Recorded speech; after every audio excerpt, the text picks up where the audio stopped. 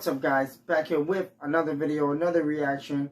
I'm going to be giving my reaction and breakdown to UFC 267, Jan Blachowicz versus Glover Teixeira. Then the co-main event, Petr Yan versus Corey Sandhagen. It was a fantastic fight in Abu Dhabi, free on espn+. That was a nice little treat from the UFC. And yeah, man, if you're new, welcome. Hit the subscribe button, throw those thumbs up. Ring the bell to get all notifications. You already know. And let's get right to it. So, co-main event between Petr Yan, Corey Sandhagen. First, it was supposed to be Aljamain Sterling, but then he pulled out due to, I think it was lingering issues with his neck, because he had surgery on his neck not so long ago. And, yeah, and stepped in Corey Sandhagen, showed on his fight for him. And he went out there and did his thing.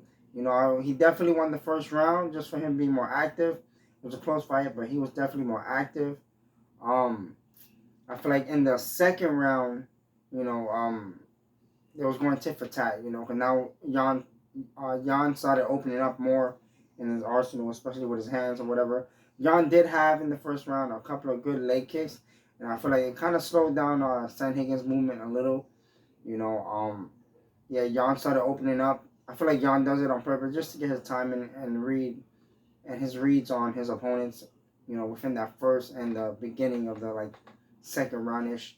You know, it was going tit for tat in the second round, and then the third was pretty much the same tit for tat, going back and forth. Corey tried to throw a couple of takedowns, but I feel like the takedown that he did try to attempt, you know, there was no real drive to them, so I don't feel like he was gonna finish that at all. You know, and Jan did a great job of stuffing the takedown. You know, that third round was the game changer, man. Was the round changer of that fight, especially towards the ending, because they was going tit for tat, you know, countering each other, going back and forth with each other until Jan threw a spinning back fist into a freaking hook.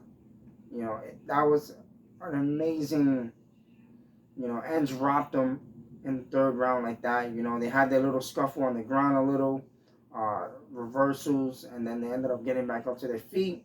You know, and obviously Jan's round, since he dropped him in the third. And yeah, the fourth round starts. Pretty much, you know, Corey bounces back a little bit, but that was definitely Jan's round. He outlanded Corey in that round. Got hit with a lot of big shots. Like, I just, you know, that was the third round was definitely the turning point, especially once he got dropped.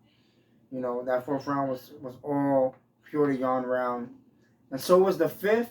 But the fifth round came, and Corey did a lot better in the fifth round. I'm pretty sure he recovered a little bit from him getting dropped.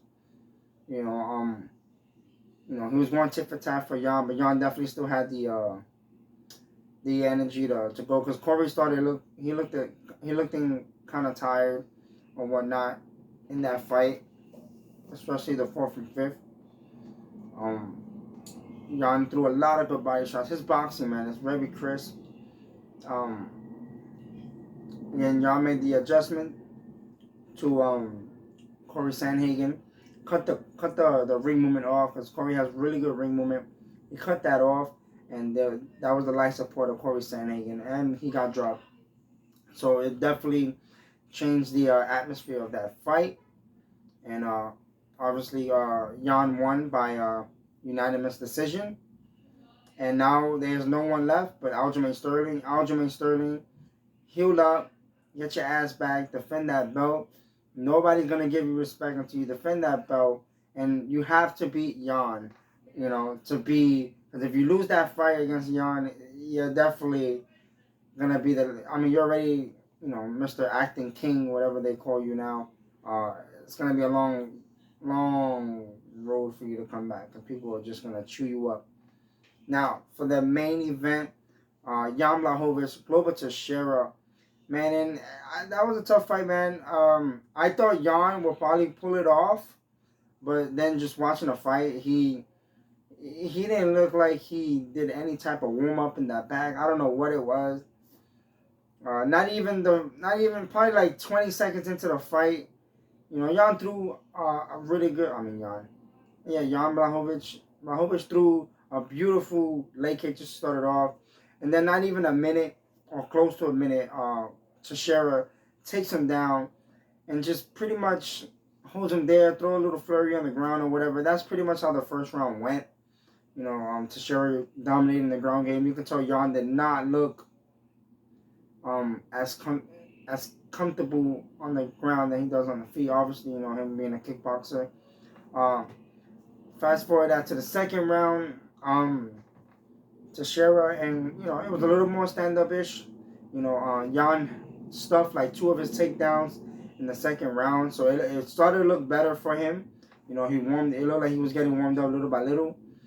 And then they had a beautiful exchange in the near the octagon cage, and you know, Teixeira landed, I believe it was a left hook, as they was both going back and forth throwing big shots at each other, and it rocked Jan. He was off balance, doing his stanky leg a little bit, and yeah, from there, you know, Glover threw a couple of punches, shot in front of the takedown, got the takedown. He went from being in half guard, throwing a couple pepper shots, and then somehow managing to get to full mount. And from that full mount, Jan, you know, for not wanting to take too much damage or whatever it was, you know, him stuck in full mount, panicking, turned to his back. Teixeira, you can tell he was already setting it up. He had his arm through already, threw a little punch, got the rear naked choke win, and Jan tapped out really quick. So that goes to tell you that he is not comfortable on the ground, and he doesn't know what to do when he's on the ground. I say this all the time, guys, if you're doing MMA. Guys, I train myself, right? I do kickboxing, MMA, whatever the case you want to call it, karate. Like, I mean, I do jiu-jitsu, but it's just like, still, like, you have to do that part, especially when you're doing MMA, because you're going to have guys that's going to be great wrestlers, and, you know, you might have a long night, you might lose, you might win, if you can stuff the takedowns, but you're going to have a long night. You got to work on the stuff that you don't want to work on. I don't want to work on jiu-jitsu all the time. So, like, doing jiu-jitsu is fun, but you got to work, when you're doing MMA, you got to work on that, you know. Congratulations to Glover Teixeira, the second oldest man. I believe Randy Couture is the first. I think he fought, Tim Sylvia, I think it was. If I'm not mistaken, I think Randy Couture fought Tim Sylvia when he came back to the UFC and won that fight. And now Glover Teixeira won his fight against Jan. And now I think they trying to set up him versus Yuri Prohaska, which I think is going to be, that's a crazy fight. Yuri, that dude is a beast, man. He a beast. And that's a hard fight for Glover, for sure. Hell yeah. You know, Glover definitely have to take him to the ground and whatnot. Guys, that's my reaction. Guys, leave a comment in the comment section below. And, yeah, guys, please hit a like as well. And I'll catch you guys in the next video. Peace.